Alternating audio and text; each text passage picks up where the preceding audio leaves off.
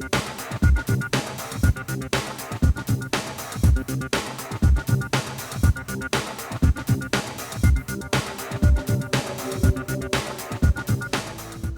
morning, Green Spring. I'm Margaret O'Mara, and today we are airing the anniversary of the Battle of Midway, produced June 8th, 2011, with Green Spring resident Greg Cizik. Please enjoy this. Well, folks, we got a little blooper going on this morning. Your friendly host started out with saying the 60th anniversary, and an old dummy should have said the 69th anniversary. And Craig, our guest this morning, has corrected me about 5 times about saying 69, so it is 69. And Craig, welcome to Channel 6. We're going to talk about the Battle of Midway, which I guess was one of the really defining battles of the Pacific War. Give us a little background, and then we're going to have a video to go into it, and we'll talk some more. And folks, while Craig and I are talking, occasionally you're going to see some photographs on the screen. We're not going to address those. We'll just give you a little feel of the battle. Okay, Craig, sorry to... All right, well, the war in the Pacific was, first of all, a total disaster in a sense for the United States. The Japanese in the first week of the war very rapidly overran the Central Pacific all the way out as far as Wake Island. They progressed down the coast of mainland Asia and of course through the Philippines down into Malaysia and had gained complete control. The Doolittle raid in April of 1942 had a great psychological effect on the Japanese, particularly their military, and in turn, the ensuing Battle of the Coral Sea was also significant. There, our ship, the Lexington, was sunk.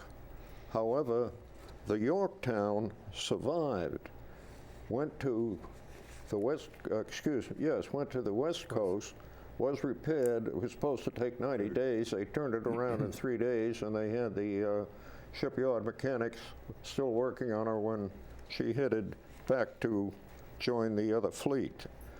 The Battle of the Coral Sea then was significant. The Japanese lost one carrier. Their second carrier was not able to be repaired in time. And that was in May of that year, right? That was actually in April. Yes, excuse me, in May of that year. May 7th and 8th was the Coral Sea Battle.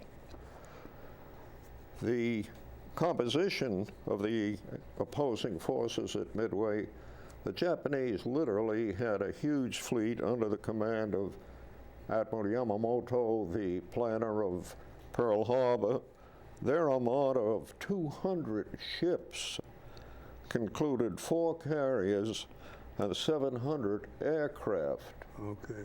Craig, in a few seconds now, we'll go into that video that right. on getting in. If they can show it for us, we'll get Our friendly forces consisted of 3 carriers with 353 planes, 3 cruisers, and 15 destroyers and a submarine scouting force. So we can say we were hopelessly, in a sense, outnumbered. Okay, we can do the video anytime here, and then we'll get back to what happened in the battle here. Here we go. A lonely outpost of coral and sand. 1,000 miles from anywhere. Yet here, on a blue morning in June 1942, America and Japan fought for control of the Pacific and changed the history of the world. It is 5 months since the devastating sneak attack on the Pacific Fleet at Pearl Harbor, Hawaii.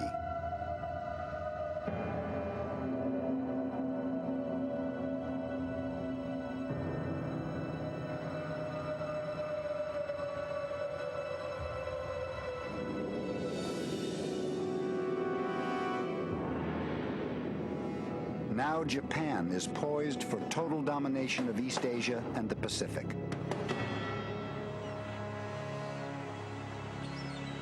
Pearl Harbor.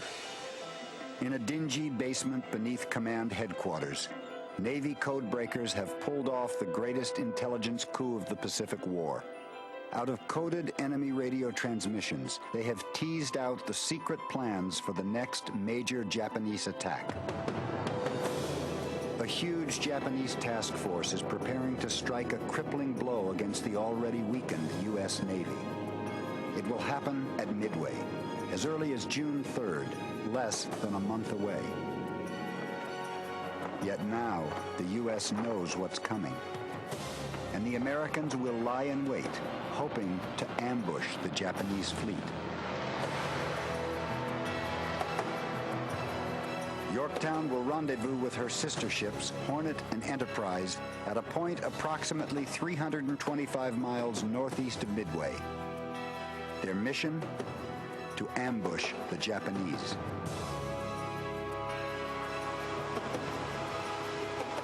At the same time, 4 Japanese carriers, Akagi, Kaga, Soryu, and Hiryu, under the command of Admiral Chuichi Nagumo, are steaming for Midway. These are the same machines and men who bombed Pearl Harbor.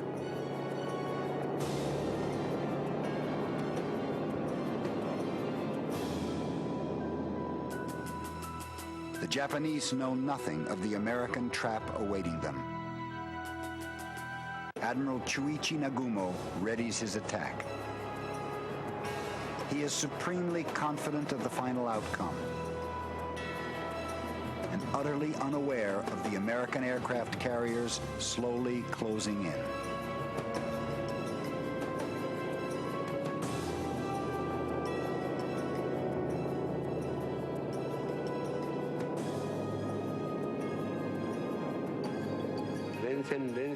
My spirits were, well, up to then we had won every battle we fought, so we thought we would win again. Now is the moment of attack.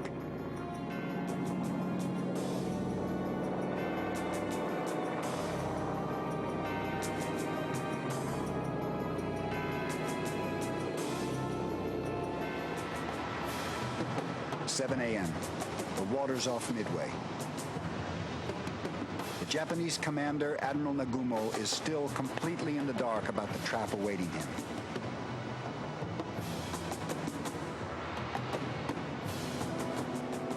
"8:20 a.m. Admiral Nagumo receives truly startling news. His scout planes sight the one thing they never expected to see, an American carrier. Nagumo is shocked to discover he has a real fight on his hands. Now he must decide on his next step. Should he launch a limited strike immediately? Or regroup, refuel, and rearm all of his forces, and then obliterate what he believes to be the lone American carrier? He decides to wait. It is a decision that will change the course of the entire war. While Nagumo waits, the American pilots wing their way towards his carriers. Yet very quickly, many of the American squadrons get separated from each other.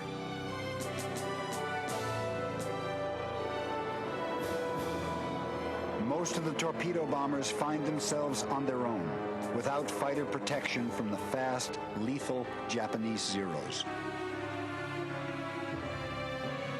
One after another, the young torpedo bomber crews attack just as they have been taught. Steady on, low, straight at the target. Directly into murderous enemy fire. And one after another, they are blown out of the sky.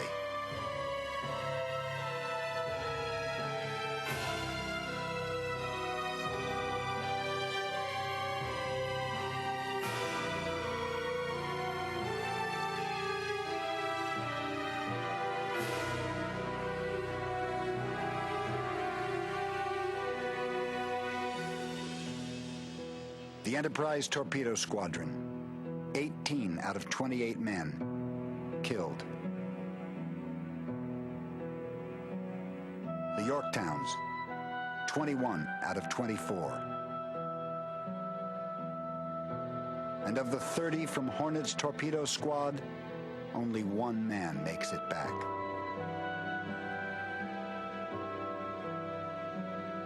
Yet not a single torpedo makes a single successful strike against any of the Japanese carriers.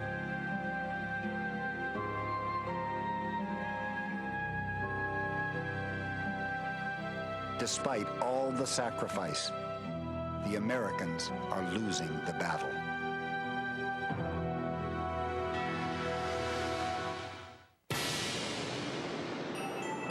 America is facing defeat at Midway. And the enemy commander, Admiral Nagumo, is set to launch a massive attack against the American carriers. Nagumo's crews work feverishly to get nearly 100 warplanes into the air. Abandoning all caution, they leave explosives and gasoline strewn everywhere. The decks are a disaster waiting to happen. Less than 100 miles away, 19,000 feet up, is the last American hope, the dive bombers. But none of them can find the enemy. The Japanese have taken a 90-degree turn northward to engage the U.S. ships. Then Enterprise's dive-bombing squadron plays a hunch and changes course. And in their sights appear the 4 Japanese carriers, Kaga, Akagi, Soryu, and Hiryu. And there is not a Japanese fighter anywhere to be seen. The enemy fighters are still too busy defending their carriers against the last of the American torpedo planes to stop the dive bombers high above. It's a sight Lieutenant Dick Best has been longing for. I was amazed to see that the deck was a bright yellow, because our decks had been stained a North Pacific blue ever since the start of the war. And in addition to the deck being a bright yellow, the big rising sun up forward of the elevator, it was glowing red, was like a tremendous advertisement. And here we are the Japanese Navy. He dives toward the rising sun.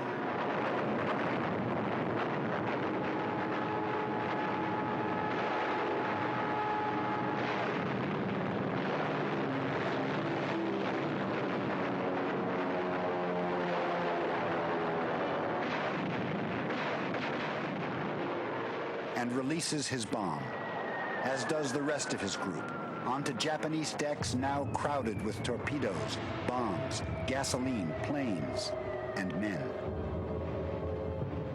And she was a mass of flames from bow to stern, with tremendous eruption coming up every 4 to 5 seconds, as a bomb must have hit.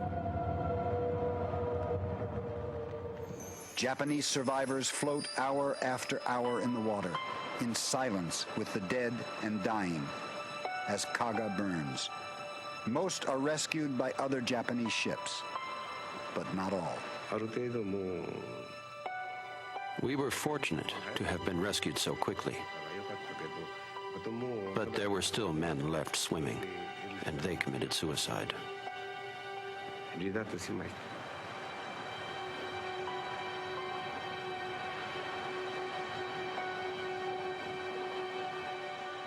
In 5 short minutes, Kaga, Akagi, and Soryu have been devastated. Scores of planes destroyed. Many hundreds of young men killed. Many of the Japanese airmen are caught in the sky above their burning ships with nowhere to land. In just 5 minutes, the cream of the Japanese Navy is finished.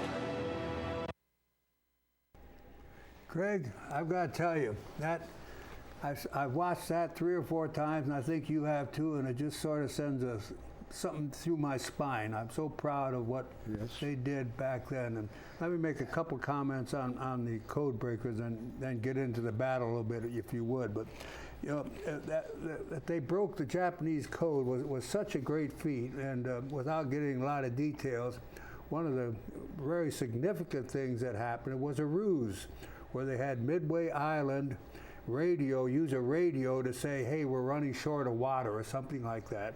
And then we listened to see if the Japanese picked that up, and they did. And that sort of gave them the key that, yes, it was Midway that they were going to attack. And it's just a simple little, somebody was really thinking and doing something like that. But tell us a little bit now about the battle and the aftermath and so forth. Well, the battle itself, of course, as shown, started off, first of all, where are they? Yeah. Now, from the Japanese side, Yamato had dispersed this fleet of some 200 ships into 3 units. You might say the last unit was the invasion force, which would be 5,000. But the critical thing was separating the gunships from the carriers, the battleships and the cruisers, which could provide anti-aircraft support, because as you saw in the pictures there, basically there's limited anti-aircraft defense aboard a carrier. Yeah. Another perhaps fatal error was that you could say Nagumo was at 6s and 7s. He was getting these reports. He was arming his aircraft to go back to bomb Midway for a second strike. Yeah. In turn, you had a situation where he then wanted to change the armament to give his aircraft torpedoes. And really, helter-skelter from everything you read, you had aerial bombs, you had aerial torpedoes, they were refueling, and in turn they violated virtually every safety procedure. For one thing, they had fuel lines on deck. Those decks had to look like a big mess. Which they hadn't disconnected and purged. In other words, cleaned the fuel lines. So when those bombs started to hit, they were literally going into a setup, you might say. Things could not have been more ideal. Yeah. At least one of the pictures of the carriers shows wooden flight decks. And of course, an armor-piercing bomb right through, and in turn, there were at least 1 and possibly 2 instances where the bombs penetrated and also had the effect on the hangar deck where you had all these aircraft standing around. Craig, so let me interrupt you there and get the Yorktown. When you read about it, tell us a little bit. That was sort of a surprise that she was even available, wasn't it? All right, the Yorktown, as I mentioned earlier, had been damaged in the Coral Sea, made it all the way back to the States, was repaired. They estimated the time 90 days. They turned her around in 3 days with the ship's mechanics, shipyard mechanics still on her when she went back. So I think she may have been a bit of a surprise to the Japanese to find her in the act as well as the other 2 carriers. Yeah. Now, the Yorktown, while we're talking about her, she was the only major ship that we lost at Midway. She was torpedoed, was being towed back to Hawaii, and on the next day, a Japanese sub torpedoed her, and that was the end of it. They had to get down. And they have, incidentally, Ballard, this famous underwater archaeologist. He actually found her, and you may have seen pictures taken of her under the water. So I think the thing again with Nagumo was that he did not follow doctrine. That is another thing, because their doctrine called for keeping half of the aircraft in reserve for a second strike. And he did not do that. Yeah, because he was so confident of what he was doing that he just ignored everything. Yeah, I think they thought this was going to be a piece of cake. Yeah. So then, tell us a little how who were some of the key? What role did Spruance have? Admiral Spruance have in this whole affair? I think he made some gutty decisions, as I recall. Admiral Spruance was actually second in command. Admiral Fletcher had the whole show, but then his ship was damaged. I believe it was the Yorktown. He had a transfer over to the heavy cruiser destroyer. There, realizing that he could not effectively control, passed it on to Spruance. Now, Spruance was the, you read his personal background, he was sort of the quiet, highly intelligent person, looked upon that way by his fellows. In turn, he was faced with the decision what to do. It was dusk. Only the British at this time had the capacity to land on carriers after dark. You had these aircraft back there coming in, dusk is settling, you don't know the enemy's situation as far as submarines go. Spruance made the decision against all doctrine, turn on the lights. And in turn, the landing lights on the carriers were on, and the aircraft were brought back safely. And by so doing, he took a great chance of exposing that oh, fleet yes. to the... Yes, very much so. But I think also, aside from the courageous act, he also did the Naval Air Service a great deal, because those pilots he saved were our experienced pilots. Yeah. The Japanese, in turn, on those 4 carriers, lost their really cream of the crop. These were the people that flew at Pearl Harbor, the highly trained ones. They lost them, and of course, they lost their aircraft. Yeah, no, and that's really a key point. People have to realize that, you know, these people are well trained. It takes a long while. Some of them had already been in battle, and they were out, gone. Heck, the Japanese from that point on were literally pushing cadet pilots through as quickly as possible. Yeah. And I think you and I saw some of this later on at Okinawa, Yeah. where they were being knocked out of the sky right and left. Yes, very much so. The other thing was that the replacement of aircraft carriers is an interesting figure there. By the time the war ended, we had turned out 27 fleet carriers. We had turned out 80 of these so-called jeep carriers, and the Japanese had, I doubt if they completed and got a half a dozen back. Yeah. So we were also on the material of war way ahead of them. Right. No, in those days, of course, we had the industrial might to do it, and we really turned it out.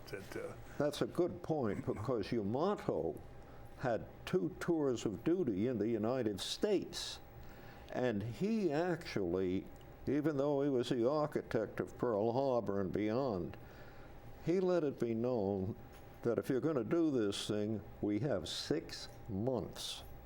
And after that, we can have a real problem. And the feeling was that in 6 months, they could get into a negotiated peace. Yeah. Well, they didn't judge the temper of the American people very well. And he realized how our industrial might, what it could actually, it could actually do. Let's talk a little bit about, we're down to about 8 or 7 minutes. Let's talk a little bit about the general consequences of this battle. You know, and some of it, I know you're going to do a little speculation, but that's what we're all about. You've read all about it, so let's talk a little bit about it. Well, I think consequences and so on. I think first of all, you can look at this thing and say that, one, it was a tremendous morale boost. That's a wonderful point. It really was, because you and I remember that. Interestingly enough, a British friend told me that although El Alamein wasn't a decisive battle, it was critical to the British people because they knew they could defeat the Germans in battle. Yeah. Okay, skipping that and getting back to our own situation, the renowned military historian John Kagan has referred to the Battle of Midway as the most decisive blow in naval history. Now, really? Kagan has written all the way back to the Battle of Salamis, so he's really reaching. In my sort of plain terms, that's a biggie if he said that. If you consider the fact that, one, what we saw occur, the continuation then on down into the South Pacific and the slow emergence of our forces there, plus coming across the Central Pacific, the island campaign, all of that would have literally been on hold for X number of months. Yeah. And that could have been decisive. In turn, I do believe that eventually we would have prevailed. But this delay could have been critical because Churchill and Roosevelt had come to the agreement that the war in Europe would take priority. Yeah. Had we lost at Midway, that would have delayed that. We would have had to reestablish ourselves before, in turn, we could keep the supply line, a rearmament, et cetera, going on, the build-up in England and the Channel. Now, the thing there was that Germany, by 1942, I really think it was evident that even though they were scoring spectacular military victories, that the Russians were ultimately going to prevail. And in turn, had the Russians prevailed and we not been able to continue the war, you might say, as envisioned, as scheduled, Yeah. then in turn, you might have found Russia all the way on the Channel. We met them at the Elbe River, of course, in Germany, and that sort of stopped things. But if you stop to think of Russian either domination or actual control of Western Europe, taking in the entire Mediterranean coastline, Yeah. Well, the consequences we would have had some real problems Oh, you're not as we kidding. look ahead to what we've seen in Yeah. history today in our own lifetime. Greg, I purposely jumped you over because I wanted you to say just what you've been saying, but we also, I want you to talk a little bit about a little photo we're going to show here, and if we can get the camera on it, about one of the survivors of the battle, and I'll let Craig sort of talk about once we get on it here. If they can show, there we go. Now, who is that? This is Ensign George H. Gay. He was the sole survivor of Torpedo 8 in the attacks on the initial attacks. That's what on we had seen in the film earlier. Yeah. Right. And he, in turn, of course, ended up in the hospital in Hawaii, and there he is with a good-looking nurse showing him a paper, etc. Gay went back to actual combat service. He participated in the campaigns in the Guadalcanal area through the entire Solomons, flying torpedo bombers again. And he survived the war? He survived the war. Well, he should have after he went through. And after that, he also survived some 30-plus years as a TWA pilot. Oh, really? And That's marvelous. he has, incidentally, if people are interested, they can get on the internet and find lists of his biography and autobiography and several other biographies about him. Yeah. We're down to about a minute. You coattail what I'm going to say now. That one of the things that happened after Midway, and because we had broken the code, is that the Japanese commander, we found out that he was going to visit, I think, Bougainville, fly into Bougainville. Yeah. And we had to be very clever that we didn't disclose that we knew where this guy was going, because then they would know that we broke the code. But anyway, they descended upon the old admiral, and he was killed, and that was... Yeah, he was ambushed by some Army Air Force P-38s. Yeah. And down. And that again, Craig, that would have been that was a significant event, I would say, because I think, he was again, that would be a tremendous morale blow to the Japanese, and particularly the Japanese Navy, to have lost him. Yeah, okay. Okay, Craig, hey, thank you very, very much. Don't...